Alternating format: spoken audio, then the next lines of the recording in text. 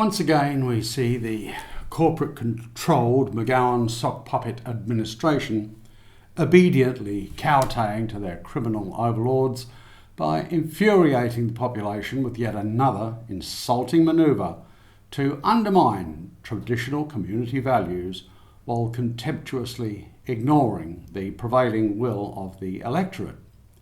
Sound familiar? In this instance, I refer to the ludicrous but eminently sinister gender-bending proposal, underhandedly designed to confuse children by convincing them that boys dressing up as girls is natural behaviour. It isn't natural behaviour. It has never been natural behaviour, and it never will be natural behaviour. Like most, I have no issue with the LGBT aficionados and see no reason why they shouldn't live however they please, providing it doesn't disaffect the rest of society. I'm not remotely interested in their activities or their chosen lifestyles, and moreover, I have an inalienable right to keep it that way. What I won't accept is unsolicited and unwanted transgender culture and alternate sexual preferences shoehorned into my field of attention and unlawfully inveigled into society against the majority's wishes. The Luciferian-inspired agenda to impose overarching gender-neutral influence into school curriculums is outrageous.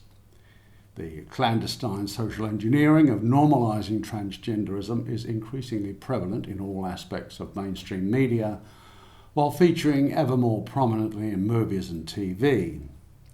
Surreptitiously imposing altered sexual orientation preconditioning into schools of young children is entirely unacceptable, and it's been widely rejected by thoroughly disgusted and increasingly outraged communities. Take a step back and you'll see the satanic tentacles of social engineering slithering all over this grossly unnatural and deeply unwelcome manipulation of school children. Opponents of this insidiously encroaching meme are hysterically denounced as transphobic or homophobic, which is disingenuous nonsense since, like me, most don't care one way or another. Having no interest doesn't categorise anyone as anything but simply disinterested. Be that as it may, the community majority do rightly object to having unsolicited minority group values forced upon them. What the LGBT followers should apprehend is that pushing minority values upon an unreceptive wider community against their wishes will abruptly alienate hitherto impartial groups and individuals. Whereas I previously had no viewpoint in relation to these matters, the advent of corruptly corporate-controlled government coercing unwanted and intensely disliked social engineering upon children while methodically destroying the family unit provokes anger and resentment. This toxic cultural Marxism is yet another textbook divide and rule stratagem, continually drip-fed from that black hole of lies and deception, London's Tavistock Institute, and now taking a calculated, provocative spin into transgenderism. The strategy also furtively lays unseen stepping stones towards the even more sinister program of transhumanism.